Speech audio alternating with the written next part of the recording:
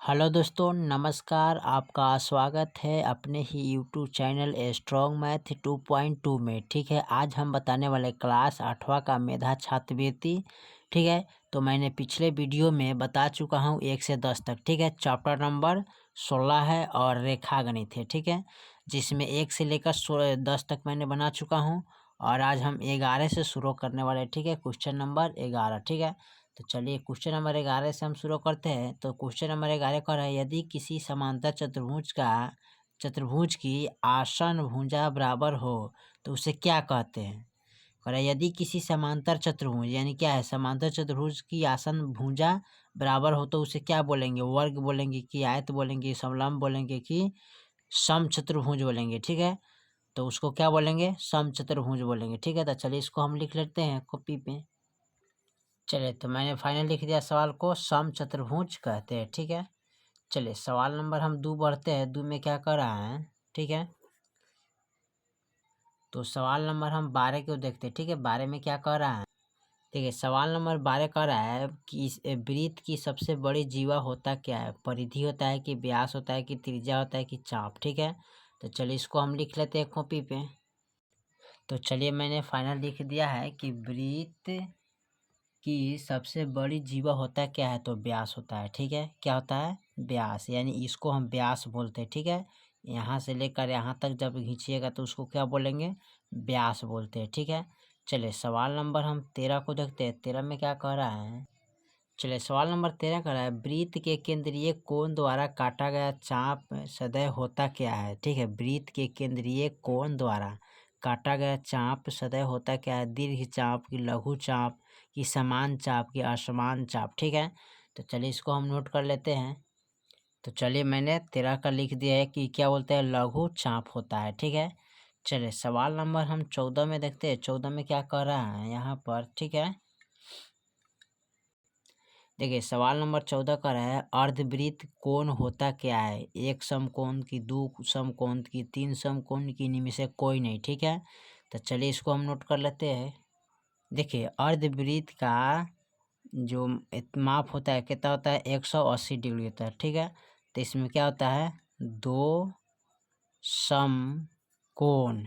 ठीक है, दो समकोण होता है। ठीक है, चलिए सवाल नंबर हम 15 को देखते हैं। 15 में क्या कर रहा है, देखिए सवाल नंबर 15 कह रहा है, वृत्त के एक ही खंड के कोई दो कोण होते क्या है। ठीक है, वृत्त के एक ही खंड के कोई दो कोण होता क्या है, दुगुना की, बराबर की, आधी की, चौथाई। ठीक है, तो चलिए इसको हम नोट कर लेते हैं। ठीक है, तो चलिए मैंने 15 नंबर सवाल को नोट कर दिया है, क्या होता है, बराबर होता है। ठीक है, चलिए 15 के बाद 16 नंबर सवाल को देखते हैं। 16 में क्या कह रहा है, देखिए 16 नंबर सवाल कर रहा है, चक्रीय चतुर्भुज में समूह कोण के प्रत्येक युग्म का योग होता क्या है।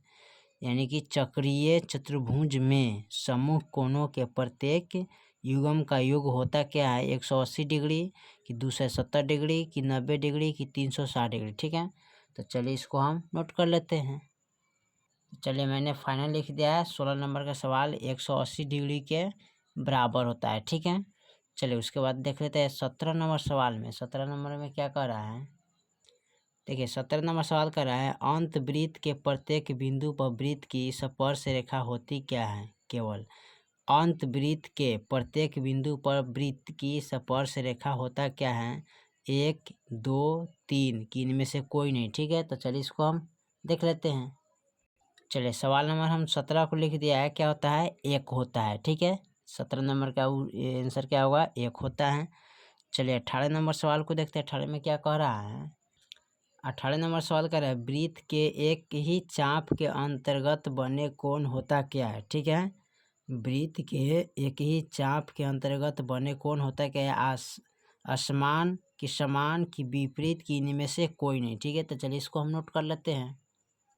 चलिए तो 18 नंबर सवाल कर रहा है, समान होता है। जैसे कि मान लेते हैं यहाँ पर एक वृत्त हो गया। ठीक है, यहाँ पर एक केंद्र है, तो यहाँ से हम खींचेंगे। ठीक है, इस तरह का, तो ये सब क्या होगा, ये सब कोण क्या होगा, बराबर होगा। ठीक है, चलिए सवाल नंबर 19 को देखते हैं। 19 में क्या कह रहा है, देखिए सवाल नंबर 19 कह रहा है वृत्त कोण ज्ञात करे जो अपने आप का लंब पूरक हो। ठीक है, इसमें कथी कह रहा है वृत्त कोण, यानी वृत्त कोण यानी वह कोण ज्ञात करे जो अपने आप का लंबवत पूरा हो। ठीक है, क्या हो लंबवत पूरा हो तो 35 डिग्री, 45 डिग्री, 55 डिग्री, 60 डिग्री। ठीक है, तो चलिए इसको हम नोट कर लेते हैं।